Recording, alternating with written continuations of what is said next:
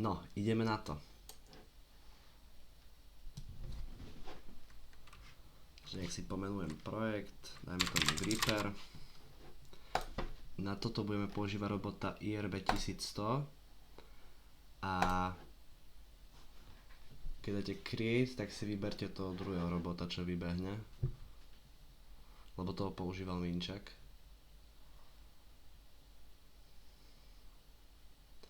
Tu je zoznam toho, čo všetko sa bude robiť. Potom po prípade tam ešte niečo podoplňujem, ak som zabudol, a potom si to môžete screenshotnúť pre také rýchlu sumarizáciu.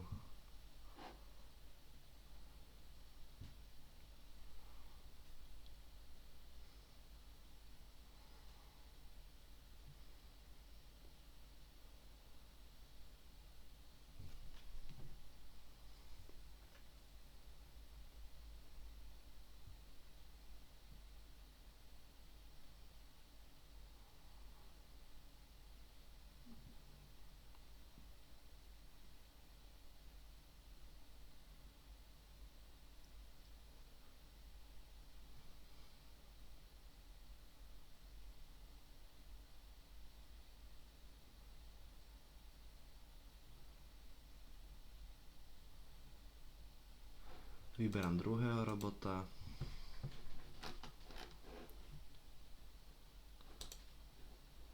Dobre. Teraz vložíme dve veľké kocky a jednu kocku, ktorú bude presúvať robot. Táto veľká môže byť napríklad 300. Nastavím farbu napríklad na červenú. Presuniem takto nejak, trošku ďalej od robota.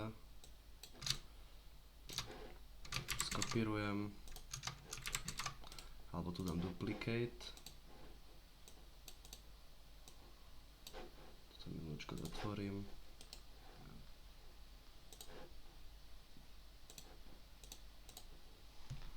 Tak, a teraz vložím kocku, dajte si 25 mm veľkosť, lebo podľa toho budeme nastavovať aj to rozmedzie Grippera. Tak, pozíciu kocky nastavím,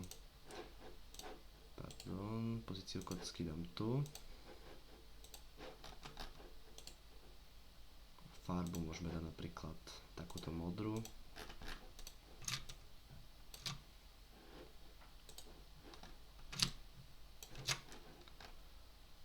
Dobre, kocky by boli.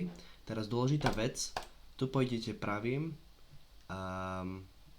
physics, behavior a kocka musí byť kinematic, aby potom, aby sa vedela hýbať s tým, že Gripper ju uchytí.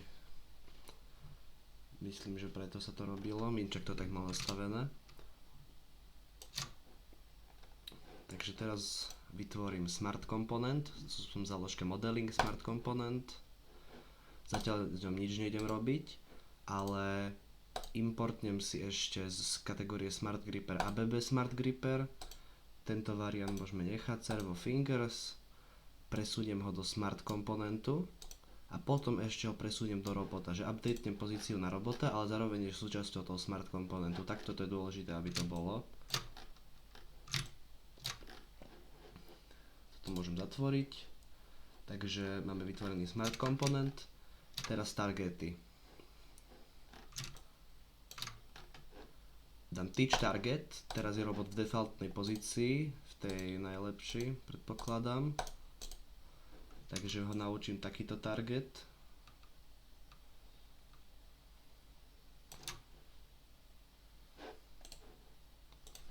Tu dám, že home.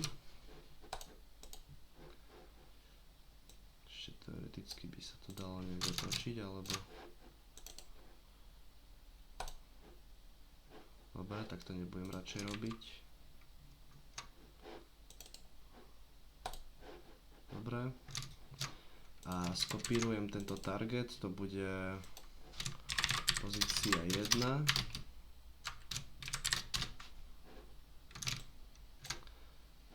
Dám modify set position a dám to na túto malú kocku na vrch. Približne, aby to bolo v strede.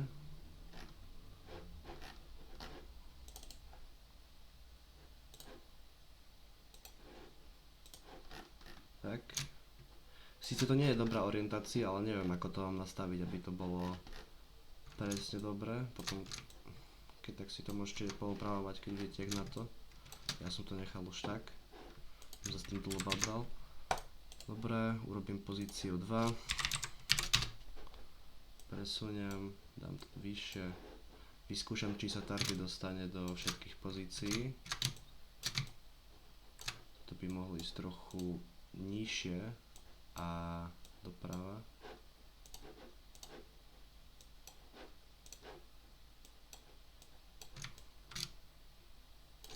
A teraz dám view robot target. Dobre, dostane sa tu, aj tu sa dostane. Výborne. To by bolo s targetov. Teraz ideme do tých ťažších vecí. Takže Smart Component je vytvorený. Teraz idem do záložky Controller. Configuration IO System. Tu vytvárame signály. Idem do kategórie Signál. Kliknem pravým, nový signál. A vytvárame dokopy 8 signálov. 4 na inputy a 4 na outputy. Takže prvý bude open, typ digital input. Toto vybehne, že zmeny nebudú účinkovať, kým nereštartujeme kontroler. Kontroler reštartujeme na konci, takže zatiaľ to odkliknem, že už sa mi to nebude zobrazovať. Close.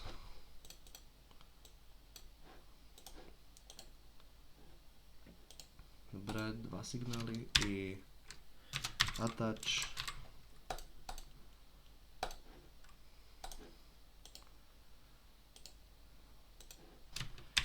Detach.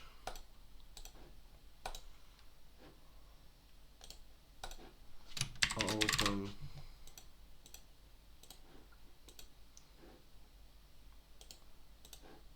Close. Teraz už dávam digital output.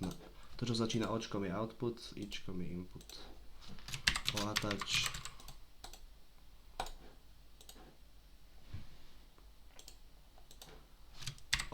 Detach.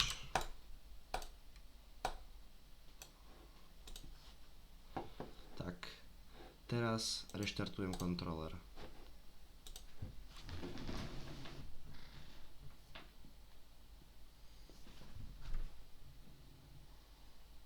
Dobre, je reštartovaný. Idem do Smart komponentu.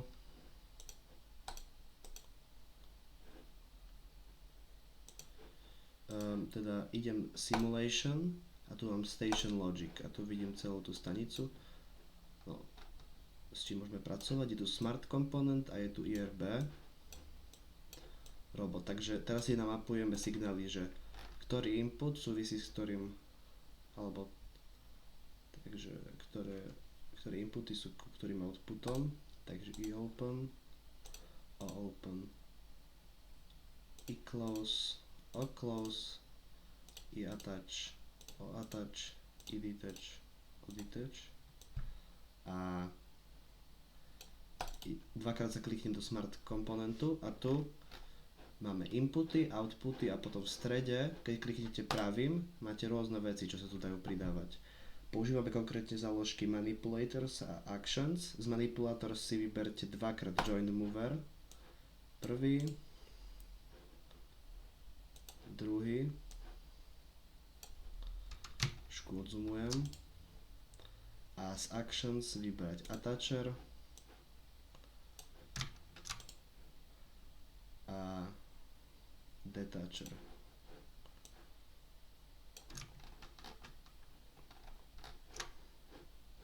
Potom kolečkom tu nejde zoomovať, no nejde posúvať, tak treba používať ten scroll. A vytvoríme inputy. To budú konkrétne gripper open. Netreba tu nič iné voliť, je to proste digital input. Gripper close. Gripper attach. gripper detach. Takže čo to bude robiť, že gripper open otvorí tento tu gripper close ho zase zatvorí, gripper attach sa prisaje na kocku, že v realite by sme to nemuseli robiť, že normálne by len uchytil kocku, ale tu musím dať robot štúdiu vedieť, že niečo chceme chytať a gripper detach zase sa odsaje ten gripper od kocky. A zase na druhej strane vytvoríme to isté, len pridáme proste na konci add, že gripper opened, že akcia už je hotová. Takže output gripper closed, attached, detached. Teraz poďme to nastaviť, takže joint mover má nastavenia, že dávame mechanizmus, takže smart gripper chceme ovládať a dáme, aby sa otváral 1 sekundu a aby sa otváral do veľkosti 25 mm.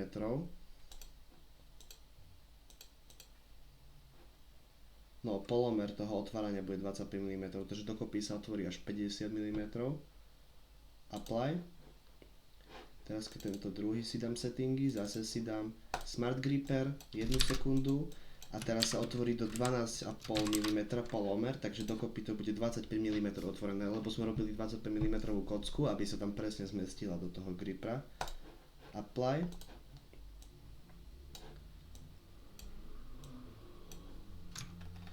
Teraz attacher, detacher majú trošku viac tých nastavení.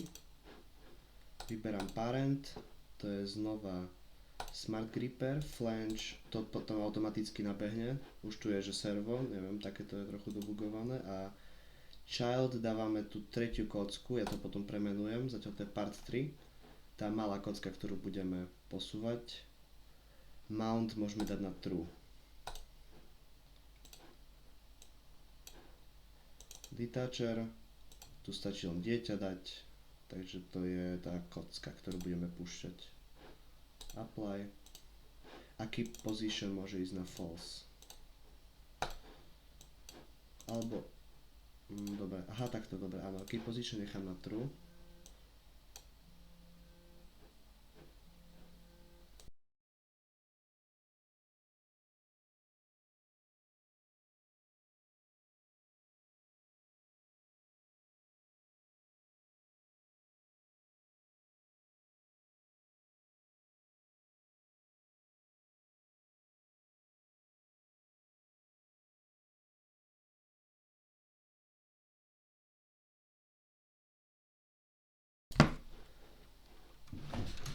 Dobre. Teraz som trochu poposúval, dobre. Takže gripper open, že keď sa zavolá gripper open, tak chceme vykonať tento joint mover a keď sa vykoná, tak už bude v stave executed a tým pádom môžeme označiť, že gripper je otvorený. To všetko, takto tu robíme aj pre gripper closed. Teraz, čo sa týka attacheru, tak to dávame znova executed, aspoň myslím, aspoň takto to funguje. Minček to mal trochu inak, ale podľa mňa to takto dáva zmysel.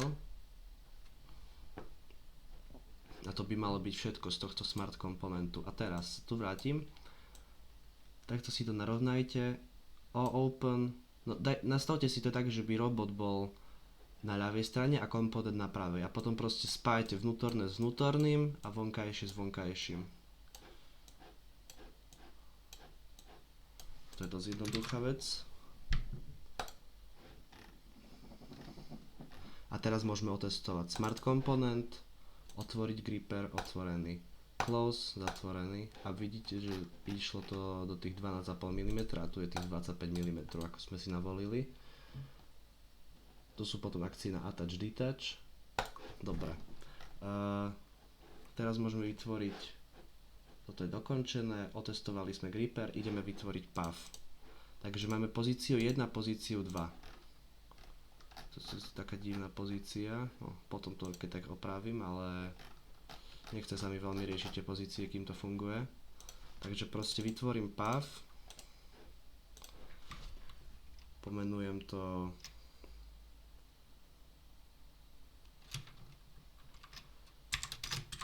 pick and place a dám tam tieto dve pozície. Je tu vraj nejaký vykričník.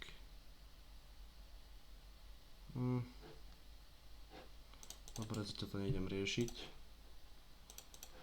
Tak synchronizujem do Rapidu a dám to ešte ako entry point. Simuláciu si nastavím na continuous, že by išla stále dokola. Dobre, teraz idem do Rapidu. Do toho pick and place kódu.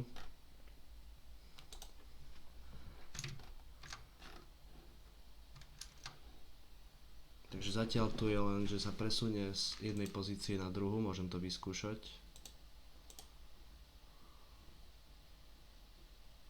Blbne to dosť. Ale kým to funguje, tak to je proste asi jedno. Pointa je teraz, že by to že by sa presúvala tá kocka a gripper.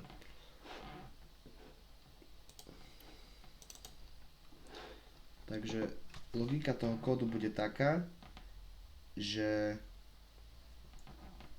keď sa začne kód, chceme, aby sa robot presunul do počiatočnej pozície, ktorá bude trošku nad kockou, dajme tomu takých 100 mm, a potom ten počká pár sekúnd, presunie sa dole, otvorí, tu bude gripper ešte otvorený, presunie sa dole, gripper zatvorí, uchytí kocku, presunie sa s tou kockou tu, otvorí gripper, takže pustí kocku a ide naspäť do tejto pozície. Takže aby som si navolil tú základnú pozíciu, bez toho aby som robil nejaký nový target, tak sme používali, toto si skopírujem a že použijem takúto offset funkciu. Prvý parameter je pozícia a ďalšie parametre sú o koľko chceme offset, ako posunúť pozíciu x, y, z. xy nemeníme, ale z chceme ho dať hore o 100 mm. Takže to bude základná pozícia. Môžem to aj rovno ukázať, že ako to vyzerá. Synchronize to station, tak.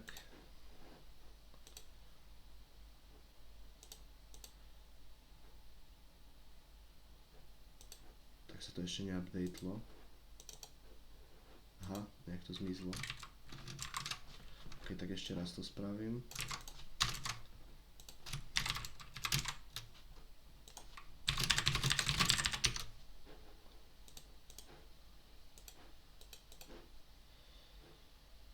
Tak.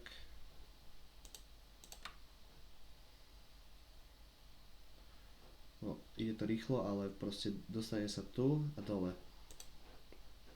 Ja potom ešte na konci, keď tak poskúšam fixnúť to točenie. Takže toto bude základná pozícia. V nej dáme wait time, to je ďalší príkaz, na 3 sekundy.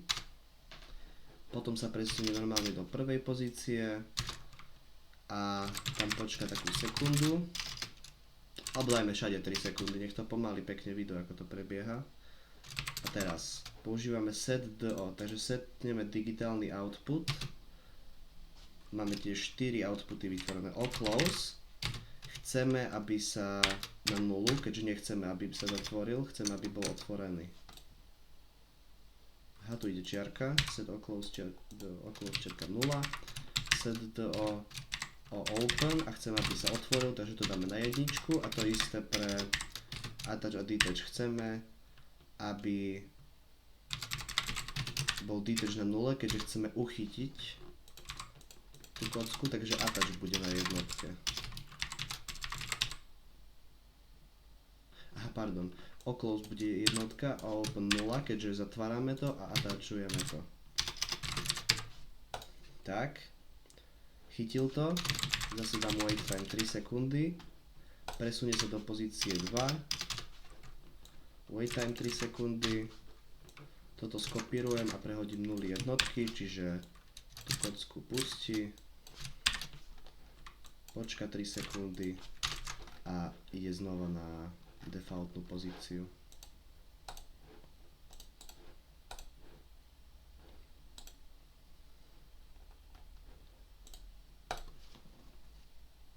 je tu. Mal by uchytiť kocku. Chytil. Presunie tu. Pustí. A ide naspäť.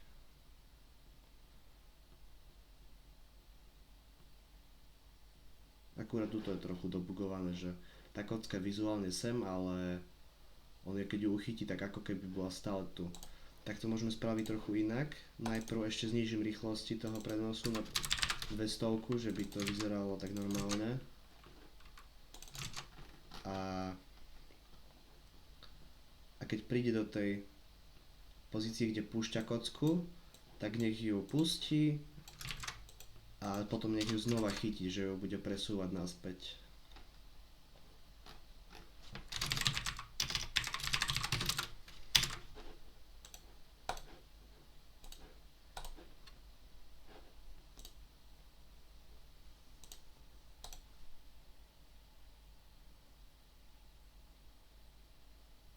Teraz sa mu znova objaví sem. Dobre. Zoberie. Presunie, pustí. Znova chytí. A ide z ňou ďalej.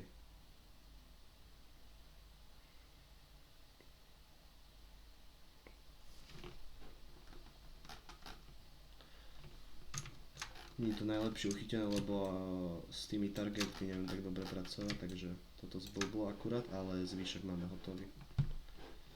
Takže toto by malo byť všetko.